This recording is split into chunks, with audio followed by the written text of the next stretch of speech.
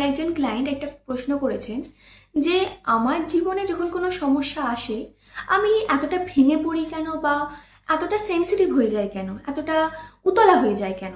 আমার বন্ধুরা তো এরকম করে না, বা ইভেন চ্যাট জিপিটি পর্যন্ত তারা অনেকটা অ্যানালাইজ করে অনেকটা ভেবে চিন্তে কোনো সলিউশন বার করতে পারে, সেটা আমি পারি না কেন। তার কারণটা হচ্ছে, যখন আমাদের নিজেদের জীবনে কোনো ঘটনা ঘটে তখন আমরা প্রচণ্ড কনসাস হয়ে যাই এবং আমরা খুব ইনভলভড হয়ে যাই, আমরা সিচুয়েশনের মধ্যে ঢুকে পড়ি, তাই আমরা নিজেদেরকে জাজ করতে পারি না। কিন্তু যখন আমরা আমাদের বন্ধুর কোনো প্রবলেম দেখি তখন আমরা একটা থার্ড পার্সন, সেখানে সম্পূর্ণ অন্য একজন মানুষ। তাই আমরা সমস্যাটাকে বা সিচুয়েশনটাকে দূর থেকে দেখতে পাই এবং তা থেকে আমরা যুক্তি দিয়ে জাজ করতে পারি, অ্যানালাইজ করতে পারি এবং সেখান থেকে বেরোনোর উপায়ও খুঁজে বার করতে পারি।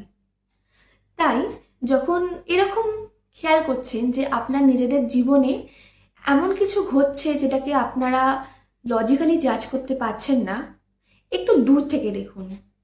ভাবুন যে আপনার সঙ্গে এটা হচ্ছে না, আপনার কোনো বন্ধুর সঙ্গে হচ্ছে, তাহলে আপনি আপনার বন্ধুকে কি অ্যাডভাইস দেবেন? কিংবা ধরুন আপনার জীবনের ঘটনাটা কোনো গল্পের বইয়ে পড়ছেন, তখন আপনার কি মনে হবে? এইভাবে ভেবে দেখুন যে আপনি আপনার এখনকার সমস্যাটা নিয়ে বা এখনকার পজিশনটা নিয়ে অন্যভাবে ভাবতে পারছেন কিনা।